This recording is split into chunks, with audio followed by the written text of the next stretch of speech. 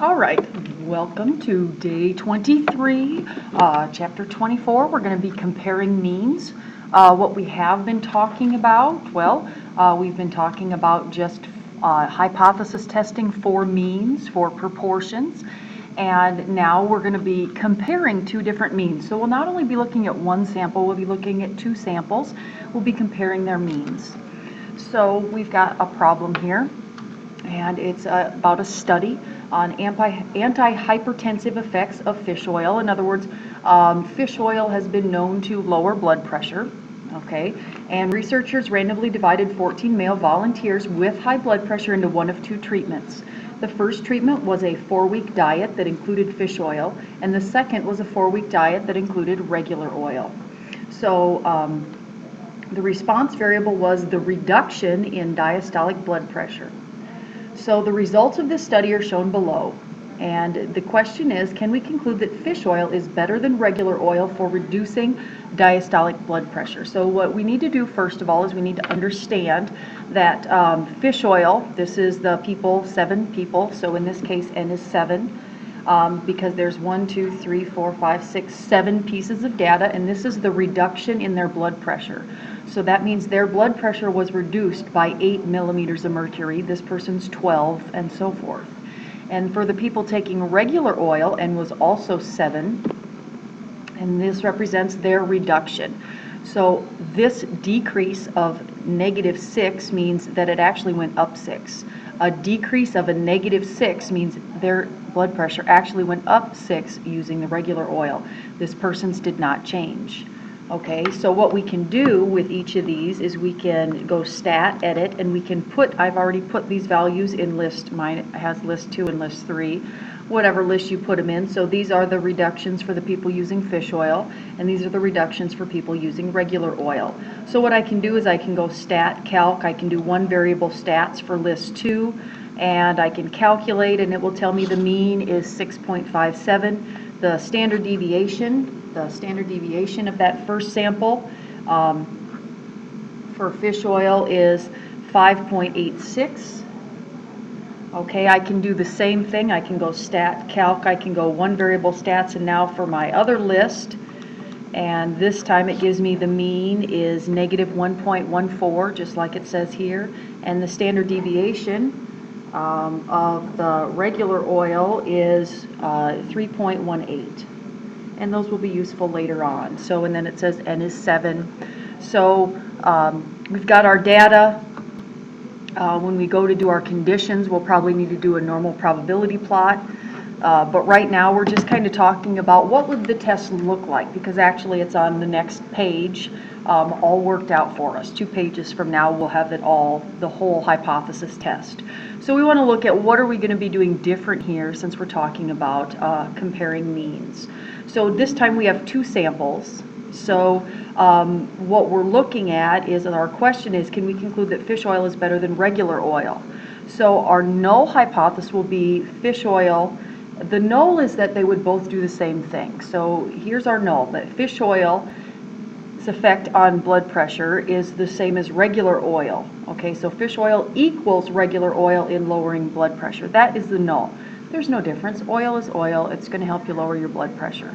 So in symbols, this is the mean of the fish oil is equal to the mean of the regular oil. All right, now we want to translate that to a statement that has a number in it, because we're going to need a number when we make our test statistic, our T in this case, since we're dealing with means. So fish oil, the mean of fish oil right here is equal to the mean of regular oil. We're going to get at that equal to 0. We're going to move everything on one side, all the variables on the left. So I subtract the mean of regular oil, which takes us to the null hypothesis being the mean of fish oil minus the mean of regular oil will be equal to 0. All right, so our alternative hypothesis then, if we want to know if fish oil is better than regular oil, we have to think about what would that say if we took the difference. Would that be greater than 0, equal to 0, less than 0, not equal to 0? And if fish oil is better at reducing, then the difference will be a positive difference. So our alternative is greater than 0. And you do need to think about that every time. What does the difference represent? And how will it answer the question? is fish oil better than regular oil? So what answers our question is the difference is positive, greater than 0. So these would be our hypotheses. Now, when we're introducing in our hypothesis test, there's a few things that will be different, a couple of things. So first of all, our observed value will be the difference, the sample difference. So the sample mean of fish oil minus the sample mean of regular oil, which is 6.57 minus the negative 1.14. If you look at what these averages mean, this means that on average the people taking fish oils, blood pressure went down by about 6.57 millimeters of mercury, and the people taking regular oil, theirs went down a negative 1.14, which means it actually went up. Okay, so the difference, if I subtract the two means, I get my sample difference of 7.71. This is our sample, this is our observed difference. Okay, it's the one that we make a statement about. This is I got in my sample, but that's probably due to what we would normally say is sampling variability, but that's going to change because of this particular problem, what we did. So it appears that fish oil is better than regular oil because our difference is 7.71 and it's greater than 0. So because we did an experiment, the reason that this could be wrong is or different is because because of randomization variability. And randomization variability is because of the way I put the people into treatments. I didn't do a sample. So whenever you do an experiment, you have to say it's because of randomization variability. And the type of test we're going to do, and this is what we'll talk about on the next 2 pages, is we're going to do a 2-sample t-test for the difference of two means, which is mean 1 minus mean 2. But the type of test we're doing is a 2-sample t-test for the difference of two means. All right, so a little bit of information about our 2-sample t-test and comparing it to what we've done. In Chapter 23, we were comparing the mean of a population to some hypothesized value. In Chapter 24 now, we're comparing the means of two populations or two treatments to each other rather than to some hypothesized value. So we're just comparing two things to each other. So we may want to compare the salaries of men and women in a certain industry, or investigate if a new cholesterol drug is more effective than the currently used drug. In the first case, we would take a random sample of men and a random sample of women and compare their average salaries. In that case, we would have like the mean of men minus the mean of women, and we might want to just compare them greater than 0 or just not equal to 0. The reason that we might get a value different is because of sampling variability, in this case because we took a sample.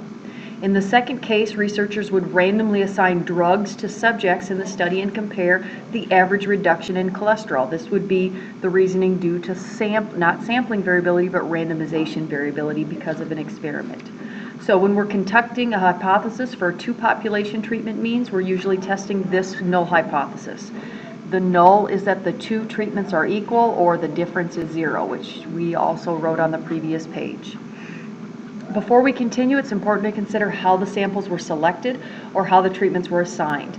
2 samples are said to be independent if the selection of individuals that make up one sample does not influence the selection of those in the other. However, and that's what we're dealing with today. So, however, when observations in the first sample are matched in some meaningful way with observations in the second, the data is said to be paired. And that we won't worry about until Chapter 25. We'll deal with paired means. So, for example, if we're assigning subjects to treatments in an experiment,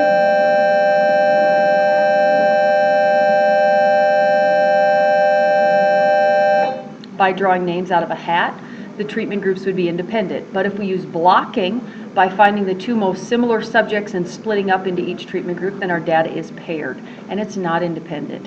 So in this chapter, we'll only focus on the independent case. So when we're comparing means from 2 independent samples, we do not perform a simulation, which we didn't on the previous page. We rely on our understanding of the sampling distribution of x bar 1 minus x bar 2. This is from combining random variables from Chapter 6. So the difference of the mean of the difference of 2 samples is just the mean subtracting the means. Okay? which we had up here in our null hypothesis.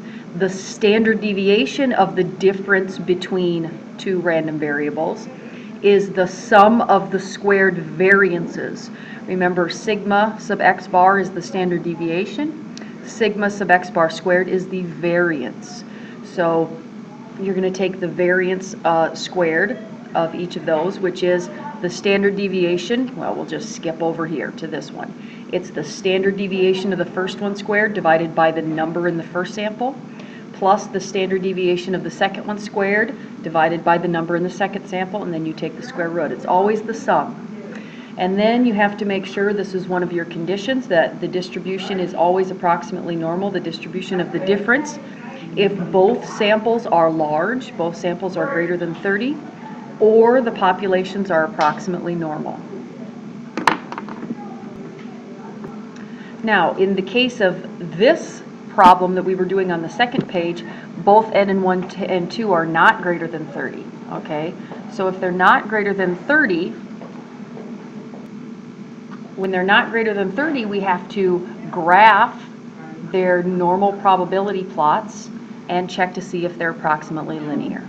So we'll start going through the 5-step testing procedure using not yesterday's, but the example we just talked about. So at first glance, it appears that the true mean reduction in using fish oil is greater than the true mean reduction in using regular oil.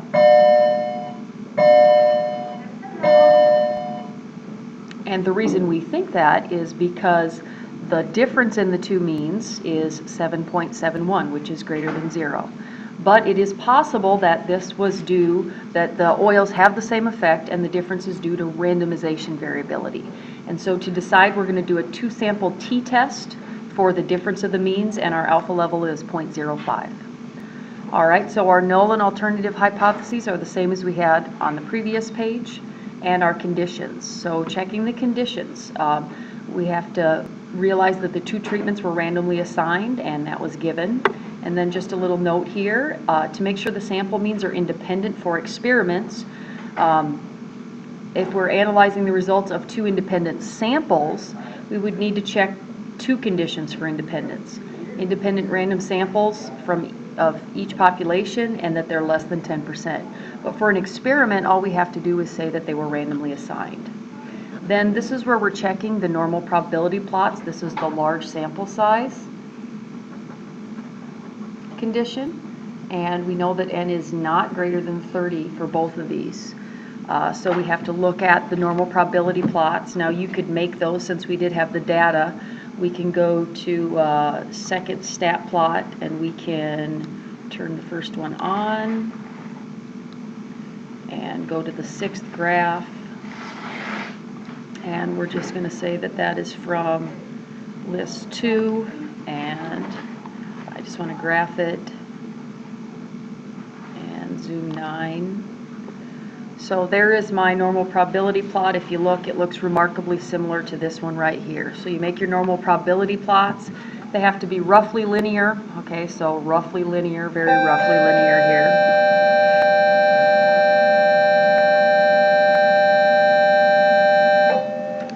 And so we can say that they are approximately, since they're approximately linear, it's normal. The next video I'll start going over the calculation step.